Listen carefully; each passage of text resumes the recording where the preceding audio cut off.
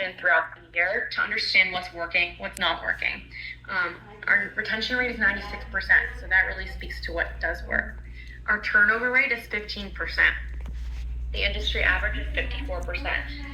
Again, this speaks to not only our culture, but how we look at a big picture of when our job plans are ending. Bà thấy chưa? Ngồi học thấy chưa? We're strategic when it comes to our hiring practices. Just because we have an opening on one project site, we don't have to go out and hire. We look at what projects are coming to an end, so we have a full picture of internal staff. They keep giving me these Zoom classes, and I just leave it on so I could get so I could graduate, my certificate completion. Sometimes I don't even listen to it. When we talk about what the offer is, we don't just every week is there some kind of class. What does it look like to work at Kaufman Lin? Something really cool about Kaufman Lin is that we're an employee-owned company. In 2018, our CEO, Mike Kaufman, sold Kaufman Lin to us, the employees, which is very cool in the construction industry. An ESOP company you guys may know about is Publix. All their employees have shares.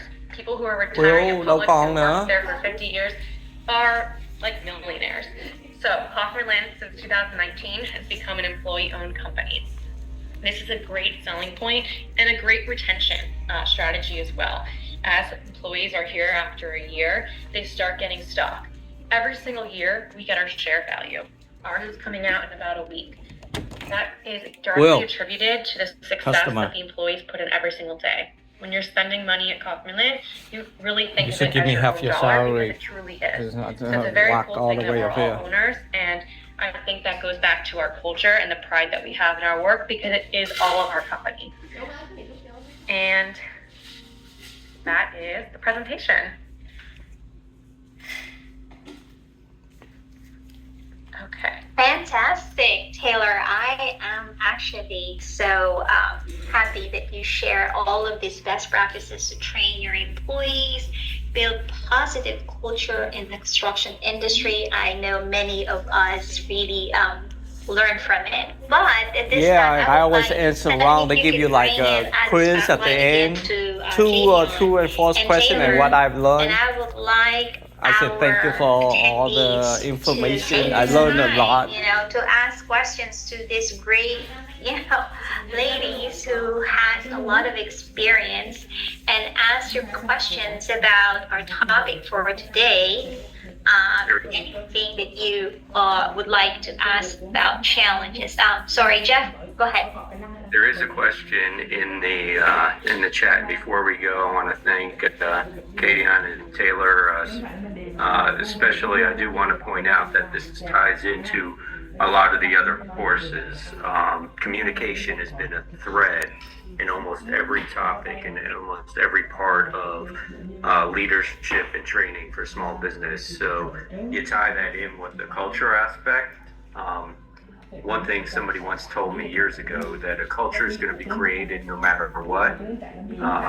So if you do it deliberately, you control what that culture is. If you don't do it deliberately, you'll still have a culture.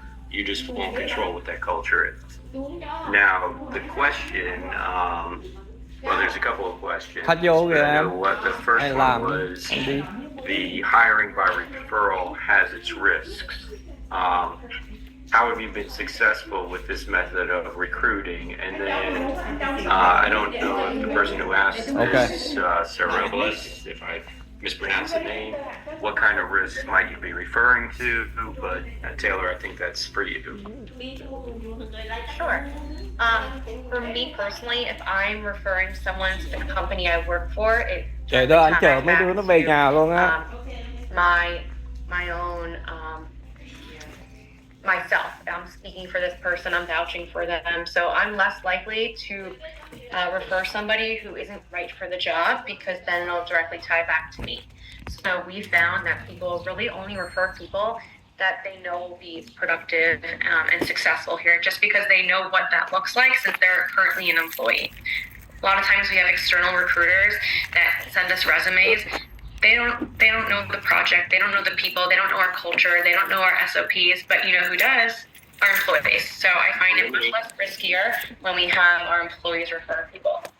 Let me ask you in almost a scenario, what how do you handle, and I'm sure it's happened at least once in your career, in terms of somebody refers somebody, so the person referring to them is a valuable employee, but the person they referred doesn't work out. How do you handle that with the person that referred them? I mean, every employee issue from an HR standpoint, I handle pretty confidentiality. So that's important to me. It's not like I'm going back to the original referrer saying, "Why'd you refer your friend? You know, they missed the deadline." I don't speak to the original referrer about the specific issues that employee is having. Obviously, they're friends, and if this person doesn't end up working out, I am happy to give that feedback. You know, thank you again for referring your friends. Keep referring people that you know in the industry. It pays, it's great. Unfortunately, it didn't work out with this person. You know, here's a high-level reason of why, so you know for the next person you refer. But to always, you know, encourage people to continue referring and maybe just give a high-level reason of why they didn't work out. But to be clear, our employee referrals are not handled any differently than someone else that we may find on LinkedIn. They all go through the same interview process. So it really is up to us if we want to hire them. If they don't work out, it's not because of the friend. It's because maybe we just didn't interview right, or we missed something, or we put them on a project where they wouldn't be successful. So it doesn't all attribute back to the person that referred them. There are other reasons why someone may work out. I'm not blaming the employee. Okay, and then there is a question for Katie. Do you prefer to hire new professionals with little or no experience, or hire people with more than 2 years of experience? All right, thank you so much, Jeff. And thank you. That is a great question, team. So it all goes down to, or it comes down to, what the job functions are and what the job posting says. So if it requires that we have someone with 2 or more years experience, we want to be compliant, because if we deviate from that, that's when we open up the organization for problems. So we want to adhere to what that baseline is. Now, in cases where it's a private company and we're able to say, okay, this person interviewed really well, this person has good critical thinking skills that we were able to see, and it's a new professional, we may say, can we bring this person on as a trainee? Right? And then after a while, that person would get the year's experience to get the actual salary that position was at. But I do like to give people who are new professionals a chance, because when they're coming out of school, schools are teaching a little bit differently now. It's not all about textbook. It's about preparing the people for what they'll actually face in the field, right? So life application skills. And so when they get to us, they are able to articulate what they understand, how they would apply it. And once we see that's a good fit for the company, we're willing to give them a chance if they're the most suitable candidates. But ultimately, we always try for what the requirement is on that job posting, so that we're not in any violations of doing favoritism or not going according to what we were actually hiring for in the first place. Because if we deviate from that, then it's, well, what happens if the other people who didn't meet this criteria? When did you decide that you were going to deviate from that? So we definitely want to try to go according to what the job posting says first, and then if the labor pool is very slim and we can't get anyone, then we'll go to the next person who we feel will be a suitable hire. Okay, somebody did put in there in a chat, asked if either speaker would be interested to speak at a retreat for youth 16 to 24 called Youth Build at Palm Beach County Housing Authority. You gave your mobile number, but I'm going to turn it around. Dr. Simius, you'll get the contact information for the 2 speakers. Please reach out to them directly, so that way you can reach out and see if they're interested and availability. I know if not them, probably somebody, you got 2 large organizations that are willing to be involved in the community. So I'm sure somebody will be able to help.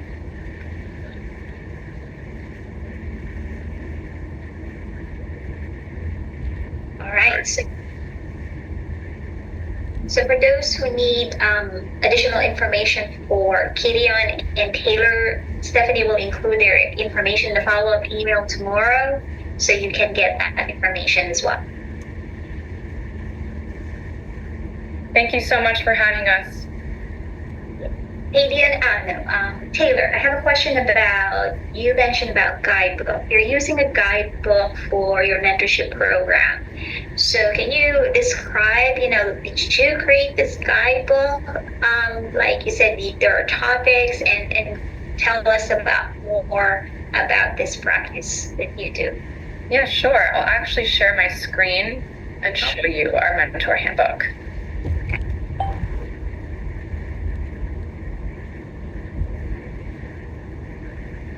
Okay. Can you see that here? Yes. Okay. So this is an old draft of it. Apologies.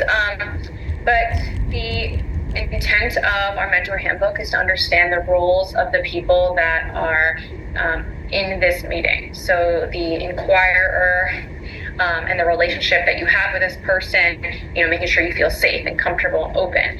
And the ability to be a good listener. So making sure that you're not jumping in looking to solve the world's problems, but really listening to understand what it is the person is going through and what they need.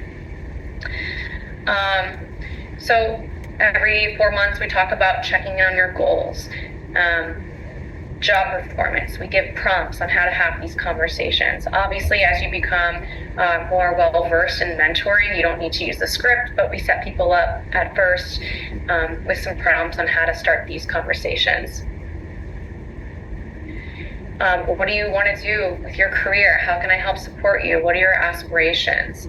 What activities and actions can I assist you with to get there? Any external committees that you'd like to join? That's a new one for us, making sure that people have access to a lot of our industry groups.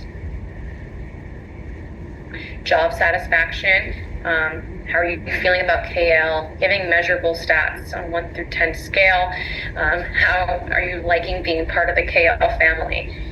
What's working for you? How are things with your project team? Topic about how you're doing with your mentor. So how are we doing? Do you feel comfortable with me? How can I be more supportive of you? And then helping, set your priorities. How do you measure what success looks like? So this handbook goes over suggested dates that you do all of these meetings. Like I said, we do goal setting starting in January. We do evaluating your job at the end of the year, setting priorities. What do your measures look like? Checking in on how you're doing with your mentor. I do that every single time I meet with one of my associates. I don't just say, are you feeling safe? I let them give updates. We talk about everything. And then in the end, I say, is there anything that you've done this month since the last time we've met that you wish I showed up differently for? Did I not give you feedback? Sometimes I'm working really quickly, and the people that I work with know my personality. I don't stop to explain, for 20 minutes. A lot of times I'll just throw things their way. But our mentoring program time is for me to then stop and give some context and explain. A lot of times they'll say things like, when I was dealing with that FMLA case, you had me do this. Can you explain why? And I was like, yes, of course. Glad you asked. So, I think we have a really great working relationship because they know I want to educate, I want to train, and, people that report to me, I think, feel comfortable in asking those questions and giving me that feedback and knowing the different ways that I show up and give support. So that's something I ask at the end of every single mentoring session, and I meet with my direct reports bi-weekly. I don't wait once a month. So that's what our mentoring program looks like. We make it high level. We don't make it job specific because it's not really about your job. It's not really about what your job description looks like. It's really just about the person and how they're performing and how they're doing and how you can help support them. Yeah, that's great. And for both of you, do you think that we should set behavioral goals, not only professional goals, for all of our employees or for some select employees? Everyone.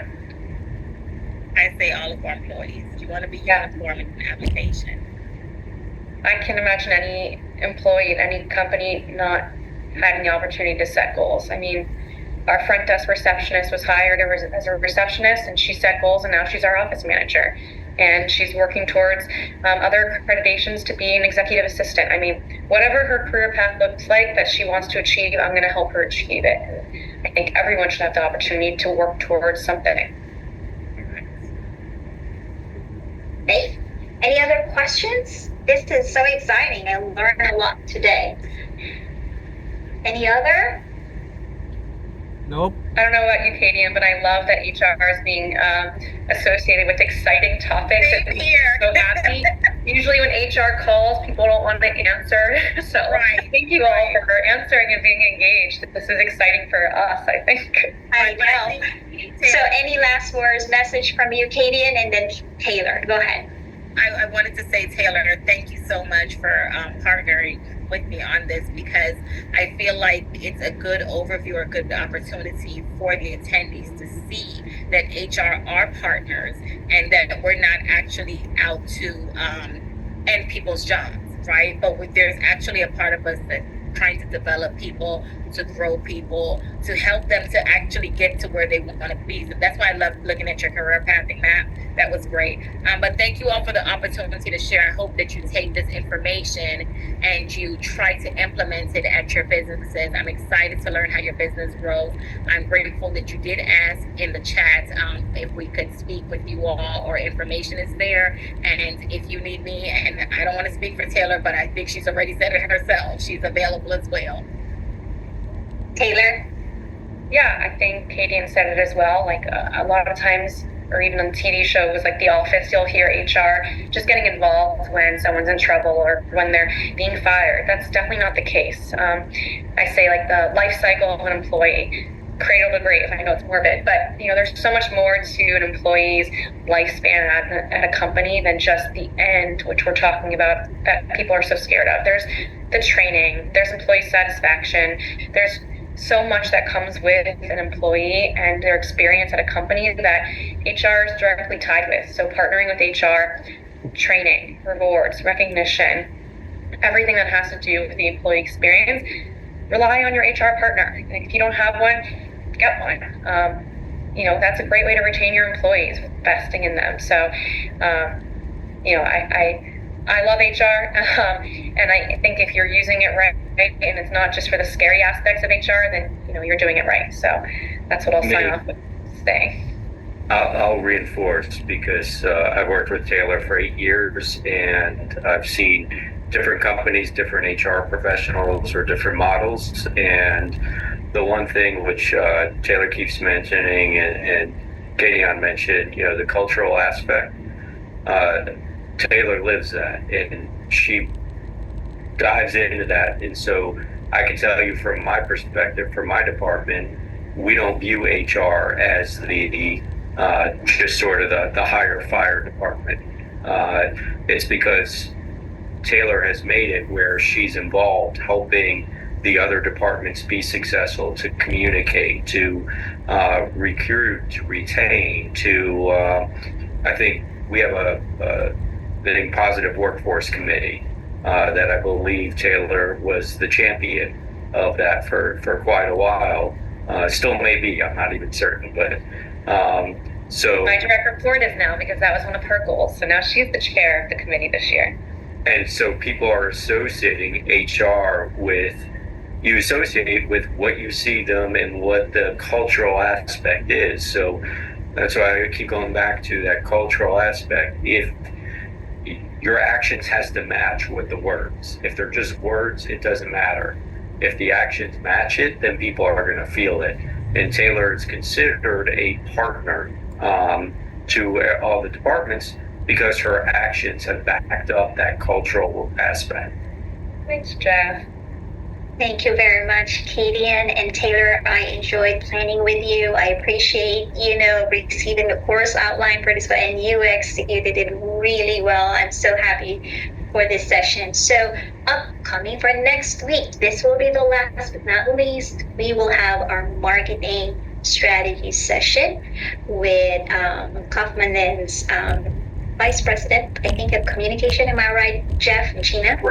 Right. So she'll be with us as well, just like Taylor, sharing best practices for marketing. So we will see you Thursday next week, not Tuesday. That will be our Thursday, last session of SBU. Time flies, right?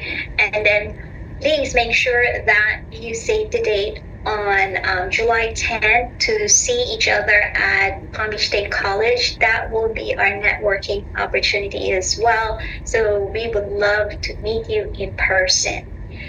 Okay, Stephanie, are we ready for the Wheel of Names? We are always ready. Here we go.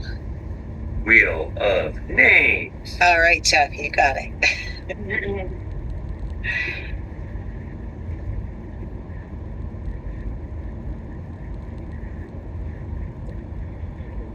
Okay, come on, call my name. Derek, are you still with us?